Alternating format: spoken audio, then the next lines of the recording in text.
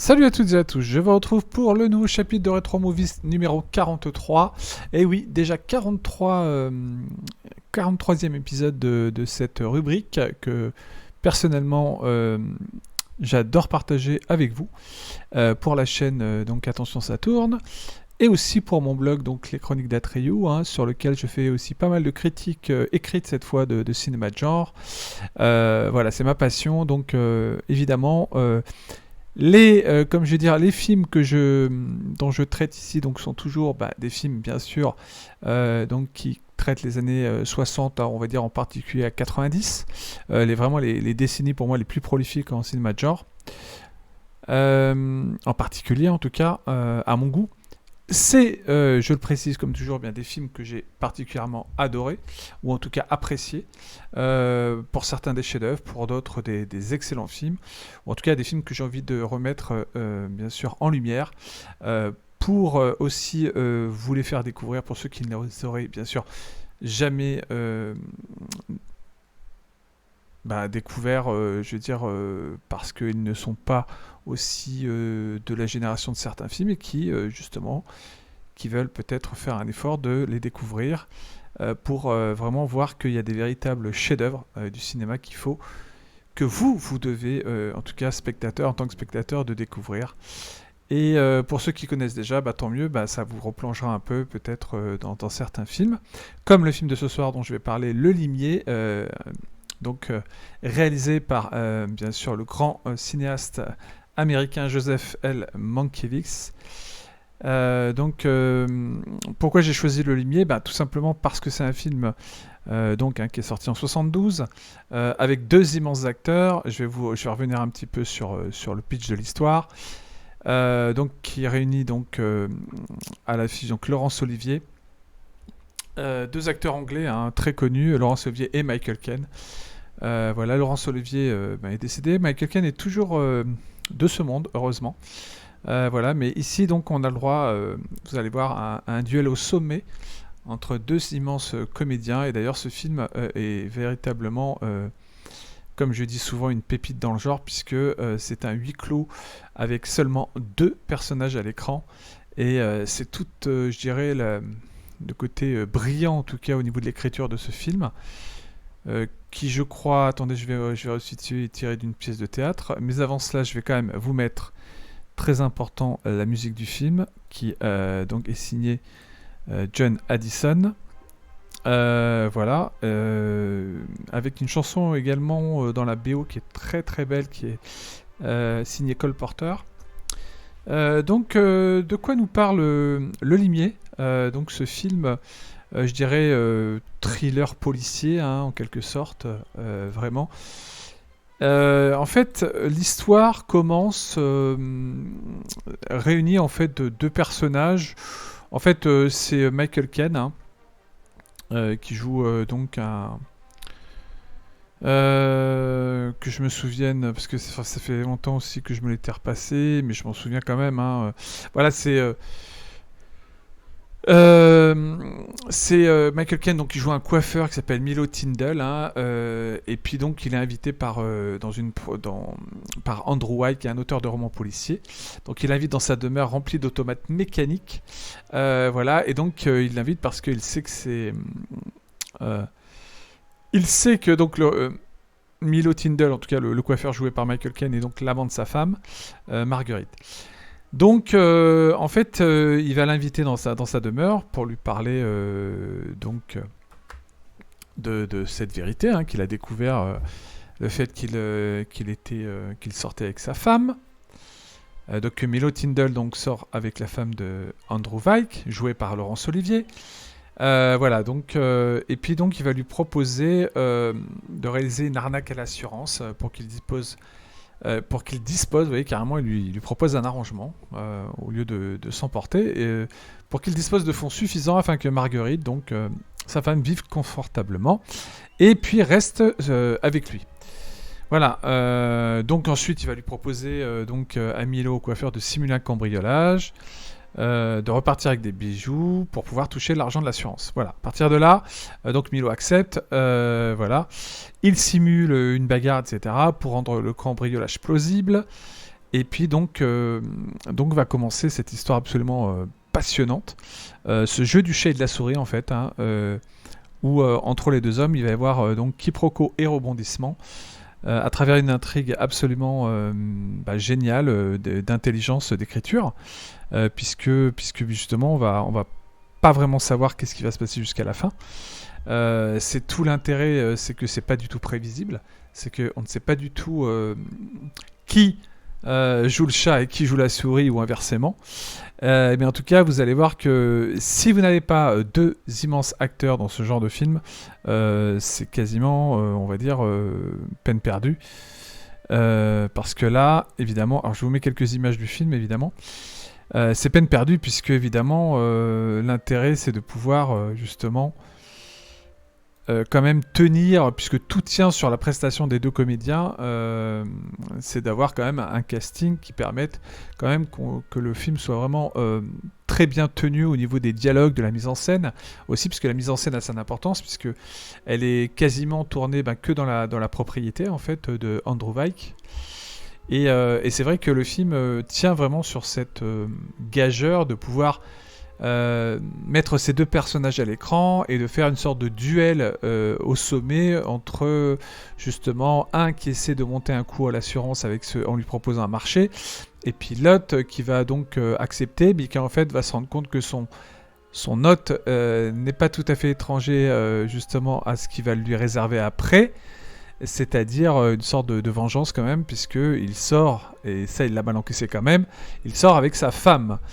Et tout l'intérêt donc du limier, c'est de vraiment savoir comment tout ceci va, comment dire,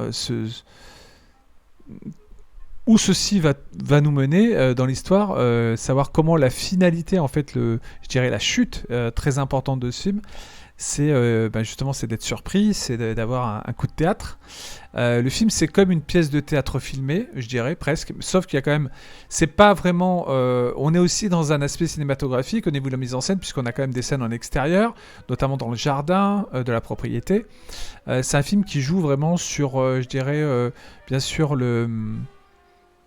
la confrontation verbale vraiment entre les deux comédiens qui jouent vraiment deux personnes à l'opposé, qui sont là, en fait, qui n'ont pas vraiment d'affinité, ça c'est clair, même si Laurence Olivier, qui joue Andrew Weick, lui propose à Michael Caine, donc, qui joue Milo Tindall, un marché pour le moins étrange, quand même pour arranger, pour qu'avec sa femme, ils aient une vie confortable.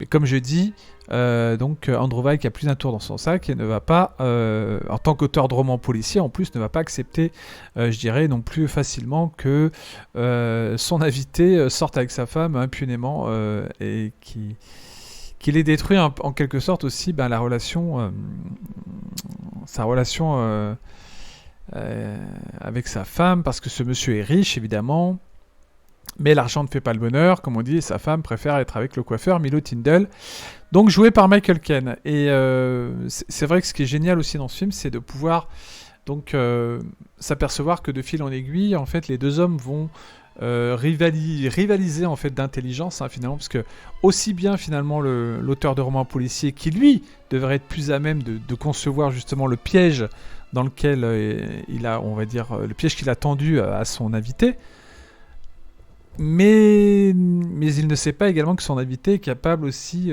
d'avoir du répondant et de se sortir de situations quand il va s'apercevoir que son hôte cherche aussi, je dirais, à quelque part se débarrasser de lui.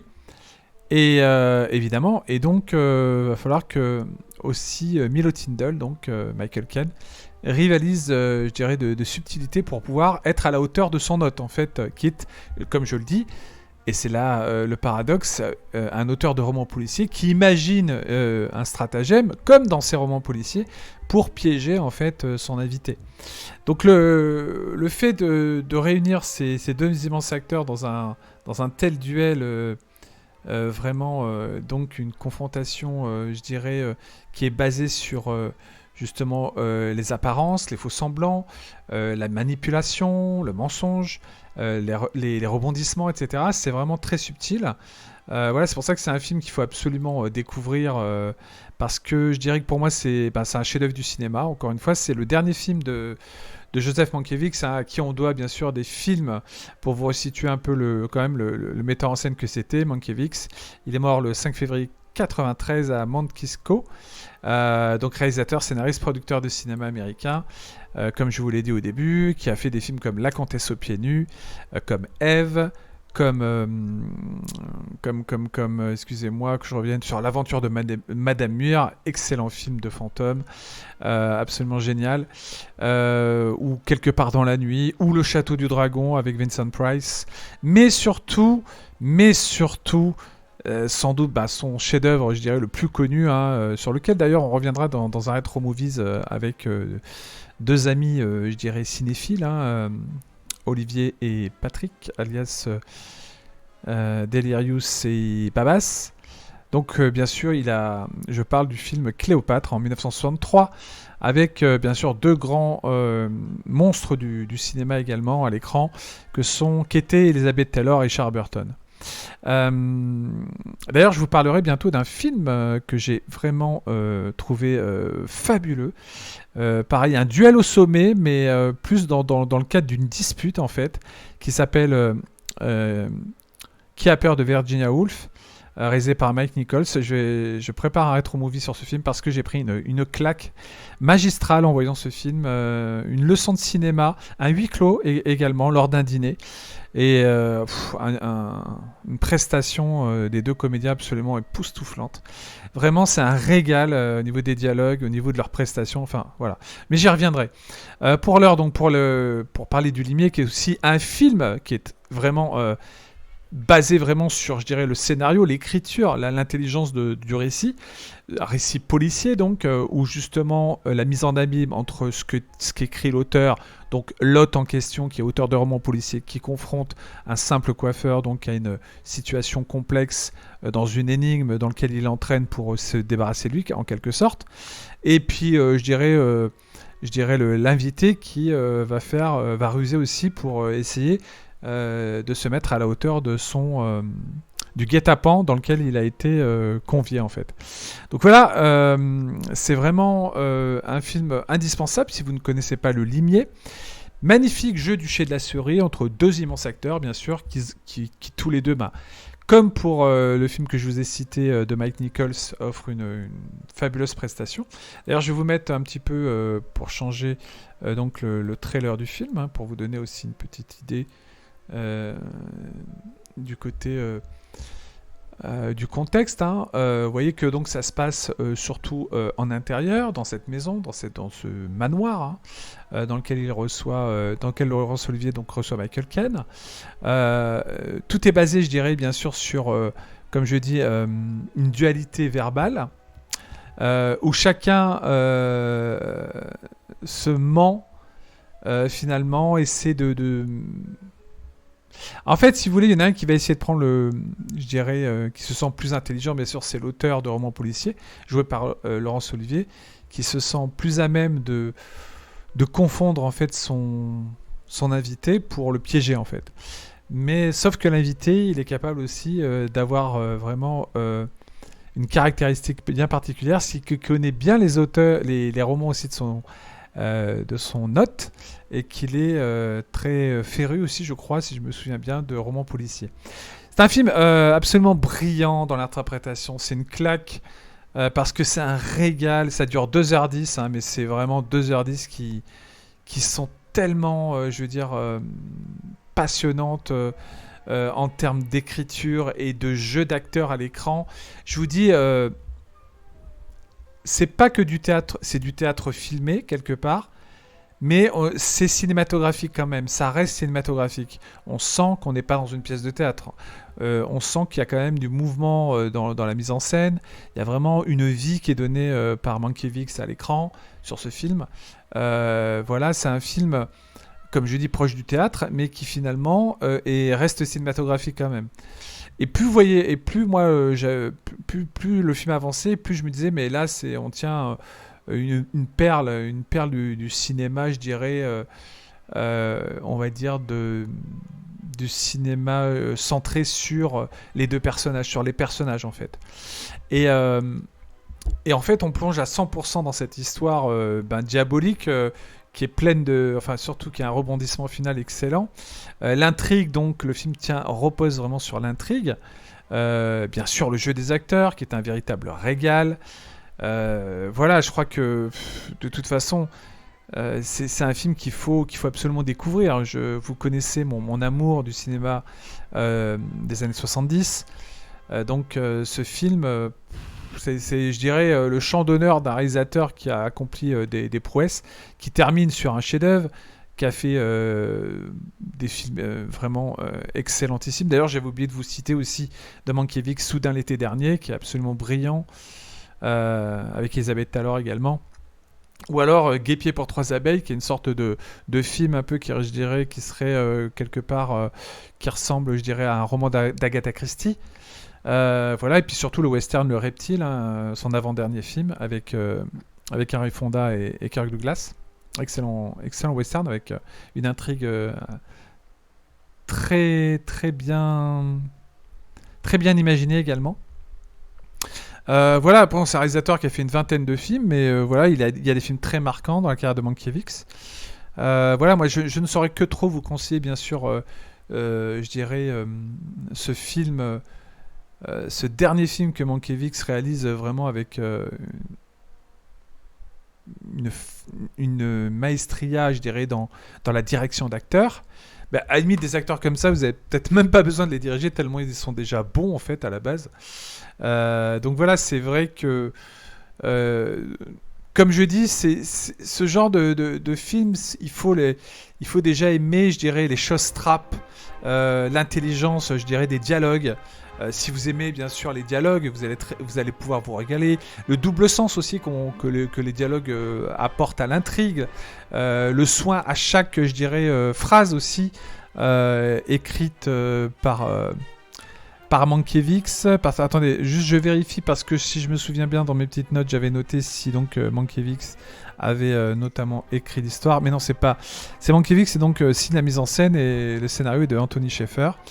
Mais c'est en plus un scénario adapté de la propre pièce donc d'Anthony Sheffer, hein, voilà, qui écrit son scénario, mais que Mankiewicz met brillamment en scène. Voilà, et donc c'est là qu'on voit aussi que c'est un gars quand même qui a fait Cléopâtre.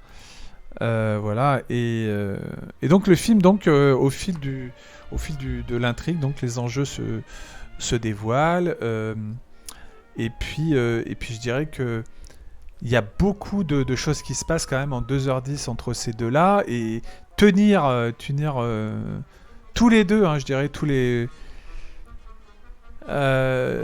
se tenir, je dirais, ce duel vraiment du début à la fin pendant 2h10, il n'y a que deux grands acteurs, comme j'ai dit au début, qui peuvent livrer une prestation où on croit donc à ce qu'on découvre, à cette intrigue, quoi, en fait. Et voilà, et donc même si la mise en scène elle reste limitée parce qu'on est dans un cadre, je dirais un espace un peu clos, il y a quand même une variété en fait de situations qui fait que je dirais les points de vue sont assez comment dire,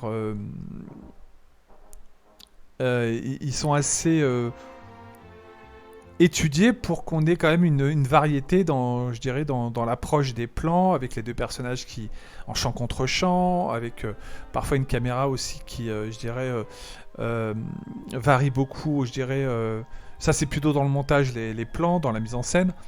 Donc ce qui fait que ça donne un rythme quand même à l'histoire, pas simplement suivre deux personnages. C'est pour ça que je dis que c'est pas comme c'est du théâtre.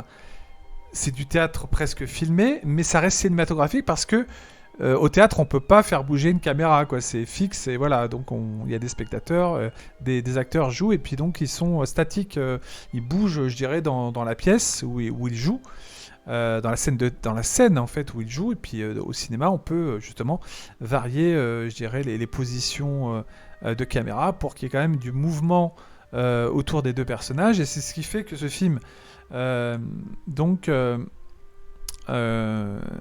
reste avant tout une œuvre cinématographique plus que du théâtre filmé. Voilà. Donc en plus c'est la transposition d'une pièce de théâtre à la base, hein, faut pas oublier. Donc voilà. Donc c'est pour ça qu'il faut le rendre quand même pas théâtral, mais vraiment cinématographique.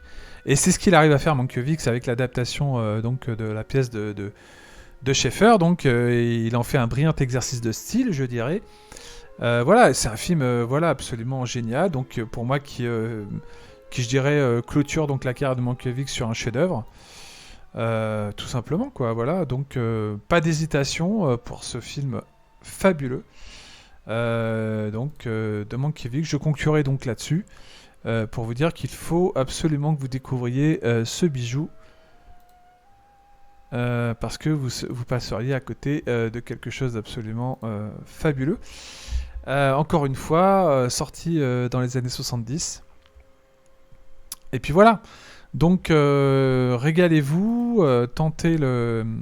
Si vous aimez justement ce genre de confrontation basée surtout sur les dialogues, sur... pas spécialement la mise en scène, mais en tout cas qui arrive aussi à faire jouer les personnages dans une mise en scène un minimum, je dirais, comment dire, dynamique. Voilà, c'est surtout un mémorable face-à-face. N'oublions pas que Laurence Olivier, c'est un acteur shakespearien. Michael Caine, c'est un vrai British aussi qui a une qualité, je dirais, d'acting vraiment aussi bonne, je dirais, même que celle de Laurence Olivier, mais dans un autre style. Voilà, je vous dis, ici, il y a vraiment un contexte qui fait qu'on s'attache aussi au personnage. C'est un film magistral, porté par l'interprétation, voilà. Moi, je dirais que c'est vraiment un vrai duel au sommet. La gestion de la musique aussi est très intéressante dans le film, vous verrez. Parce que c'est un film qui se divise, je crois, en 3 actes. Oui, c'est ça, 3 actes. Mais ça reste de haute volée, en tout cas, sur, je dirais, le premier acte est absolument génial. Le deuxième, un peu plus, je dirais, posé. Puis le troisième repart en flèche jusqu'au dénouement final qui est absolument machiavélique. Voilà, donc absolument brillant ce film. Voilà, encore une fois, ça fait partie de ces films qu'il faut absolument découvrir dans votre filmographie. Si vous avez l'occasion, je crois qu'il n'existe pas du tout de Blu-ray du Limier. Il est passé maintes fois à la télé, il me semble. Mais pas... Enfin, maintes fois, non. Pas si souvent que ça, en fait. Hein. Il a dû passer quelques fois. Voilà, donc le Limier de Joseph Mankiewicz, un indispensable qu'il vous faut absolument connaître. Et j'espère vous avoir donné envie de le découvrir. Merci à tous de m'avoir suivi pour ce nouveau Retro Movies. On se retrouve bientôt pour le prochain live. Oui, le prochain live de l'émission, enfin des chaînes, hein, de la chaîne Attention ça tourne. Juste un instant. On se retrouve donc bien sûr sur les prochains lives. Et le prochain live, ce sera sur le cinéma d'animation japonais. Et donc je recevrai 2 invités pour ça. Nous parlerons donc de 4 chefs-d'œuvre du cinéma d'animation japonais, que sont Akira, Le Tombeau des Lucioles, Perfect Blue, entre autres. Et puis Le Château dans le ciel, mais on viendra bien sûr sur les grands films japonais d'animation qui ont marqué, je dirais, l'histoire du cinéma d'animation au Japon. En tout cas, j'espère que vous verrez rapidement, dès que vous pouvez, enfin si vous avez l'occasion de récupérer, de voir ce Limier, il faut vraiment vous faire ce plaisir, parce que bon sang, que des acteurs tels que Laurence Olivier et Michael Caine font du bien au cinéma. Merci à tous, vive le cinéma de genre, et je vous dis à très bientôt pour un Retro Movies numéro 44. À très vite, bye bye.